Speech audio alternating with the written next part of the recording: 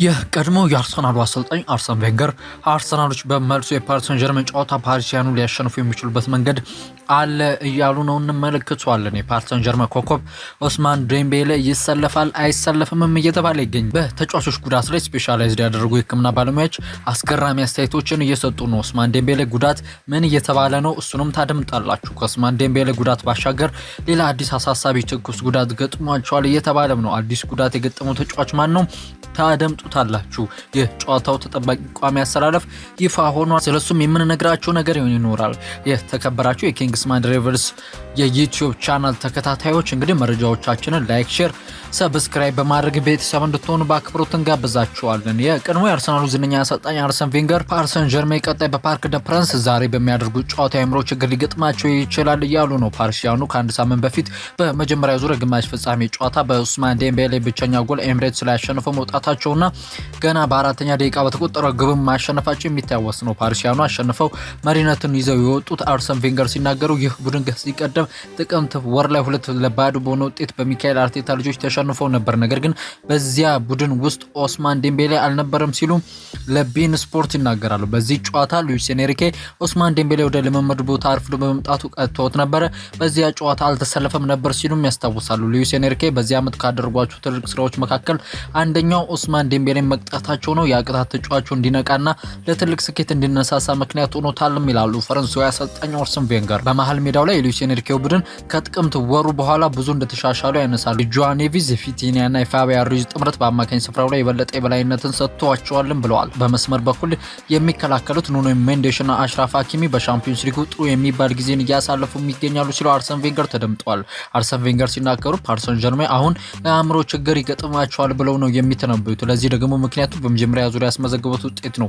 ከሜዳ ውጭ 1-0 አሸንፏል። አሁን የመልሱን ጨዋታ በሜዳችን ስንጫወት ያለን አድቫንቴጅ አስጠብቀን በመከላከል እየተጫወትን በመልሶ ማጥቃት ጎል ለማስቆጠር እንሞክር ወይስ ደግሞ ያለንን ሁሉ ሰጥተን ሌላ ጨዋታ ለማሸነፍና ጎሎቹን አስቆጥረን ለመውጣት እንሞክር በሚለው ሊወዛገቡ ይችላሉ እያሉ ይገኛሉ። በፓሪስ ሰን ዠርሜን እና በሉዊስ ኤንሪኬ ዲኤንኤ ውስጥ መከላከልና ውጤትን አስጠብቆ መውጣት የሚባል ነገር ስለሌለ ለተጫዋቾቹ አሰልጣኙ የፓርክ ደ ፕራንሱንም ጨዋታ አሸንፈው እንዲወጡ ትዕዛዝ በመስጠታቸው አይቀርም እያሉ ነው። ይህ ደግሞ ሚክስድ የሆነ ፊሊንግን ወይም የተደበላለቀ ስሜት በተጫዋቾቹ መካከል ሊፈጥር እንደሚችል ይጠቁማሉ።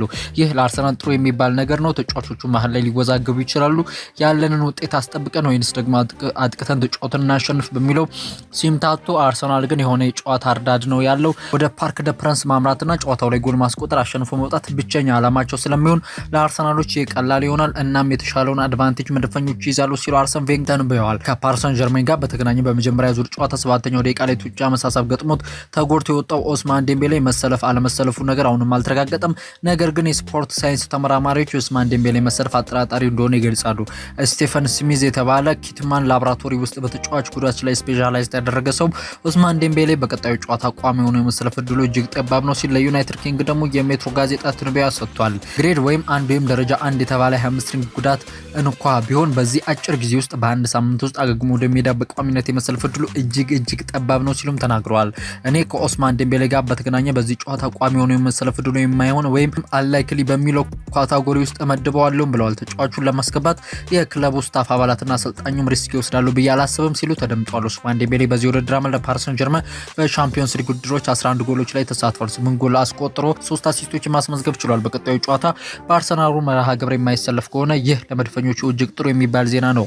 በፓሪስ ሰን ዠርሜን በኩል የሉዊስ ኤንሪኬ ቡድን አሁንም በጉዳቶች እየተፈተነ ይገኛል። በዚህ ጨዋታ ላይ ኦስማን ዴምቤሌ መሰለፍ ነገር አጠራጣሪ ሲሆን ኪምቤምቤ ደግሞ እንደማይገባ አስቀድሞ ተረጋግጧል። በመጀመሪያ ዙር መርሃ ግብር ፓሪስ ሰን ዠርሜን አንድም ጉዳት የሌለበት ስብስብ ነበር ይዘው የመጡት። አሁን ከነዚህ ሁሉ ተጫዋቾች ባለፈው ሌላ አዲስ ጉዳት ገጥሟቸዋል። ይህ ደግሞ ደቡብ ኮሪያዊ የአጥቂ ስፍራ ተጫዋች ሊካን የመሰለፉ ነገር አጠራጣሪ ነው ሲል ሊኬፕ አስነብበዋል። ይህ ተጫዋች የቁርጭምጭሚት ጉዳት ገጥሞታልና ለአርሰናሉ መርሃ ግብር ላይ ሰለፍ ይችላልም ተብሏል። በውድድር ዓመቱ ሁለተኛ ጨዋታቸውን በስትራስቡርግ በተሸነፉበት ጨዋታ ወይም መርሃ ግብር ባለፈው ቅዳሜ ነበር አጥቂ ስፍራ ተጫዋቹ ሊካን ጉዳት የገጠመው። ይህም ደቡብ ኮሪያም በአርሰናሉ መርሃ ግብር ላይ ሰለፍ እንደሚችል እየተተነበየ ይገኛል። በዚህ ጨዋታ ሁለቱ ቡድኖች ይዘው ሊገቡት የሚችለው ቋሚ አሰላለፍ ትንበያ እየወጣ ይገኛል። በሁለቱ ቡድኖች በኩል የተወሰኑ ተጫዋቾች የፊት ደረጃቸው አጠራጣሪ ቢሆንም ነገር ግን በርከት ያሉ ተጫዋቾች ለዚህ ጨዋታ ዝግጁ ሆነዋል። ሚኬል አርቴታ በበርንማውዙ ጨዋታ ቡድናቸው በተሸነፈበት መርሃ ግብር ቋሚ አሰላለፉን ሲጠቀሙም ነበር። ነገር ግን ሉዊስ ኤንሪኬ በፈረንሳይ ሊጋ በስትራስቡርግ ቡድናቸው ሲጫወት እስከ 6 የሚጠጉ የዋና ቡድን ተጫዋቾች ረፍት ሰጥተዋቸው ነበር። ምክንያታቸው ደግሞ ለዚህ ትልቅ ጨዋታ ፍሬሽ ሆነው እንዲደርሱላቸው ወይም ደግሞ አዲስ ጉልበት እንዲኖራቸው ነው። አሁን ሁለቱ ቡድኖች በተመለከተ ግምታዊ አሰላለፎች ይፋ መሆን ጀምረዋል። በፓሪስ ሰን ዠርመን በኩል ጆዋን ልጅ ዶናሩማ፣ አሽራፍ ሀኪሚ፣ ማርኪኒዮስ፣ ፓውንዴስ የተከላካይና ግብ ጠባቂ ስፍራውን ይዘዋል። የፋቢያን ሩይዝ፣ ቪቲኒያና ጆዋን ቪዝ የተለመደ አማካኝ ስፍራ ጥምረት ላይ ይኖራሉ። በአጥቂ ስፍራ ላይ ግን ለውጥ ይኖራል ተብሎ ይታሰባል። ዴዝሬ ዱዌ፣ ኬቪቻ ካቫራትስኬሊያ ቋሚ ሆኖ ሲሰለፉ ኡስማን ዴምቤሌ ግን ከጉዳት አገግሞ እዚህ ጨዋታ ላይ ይደርሳል ተብሎ ባለመታሰቡ ጎንካሎ ራሞስ የቋሚነት እድልን ይሰጠዋል ተብሎ ይጠበቃል። በአርሰናል በኩል ዳቪድ ራያ፣ ዩኒየን ቲምበር ወይንም ቤን ዋይት፣ ሳሊባ፣ ኪቬርና ሉዊስ ስኬሊ የተከላካይ ስፍራ ላይ የሚቀመጡ ተጫዋቾች ናቸው። ማርቲን ኦዴጋርድ፣ ዲክላን ራይስ ቋሚ ሆኖ ሲጀምር ባለፈው መርሃ ግብር በቅጣት ምክንያት ያልተሰለፈው ቶማስ ፓርቴ የዛሬውን ጨዋታ ቋሚ ሆኖ ይጀምራል ተብሎ ይታሰባል። ቡካዮ ሳካ፣ ሚካኤል ሜሪኖና ማርቲኔሊ በአጥቂ ስፍራ ላይ ሊጫወቱ እንደሚችሉ እየተነገረ ይገኛል።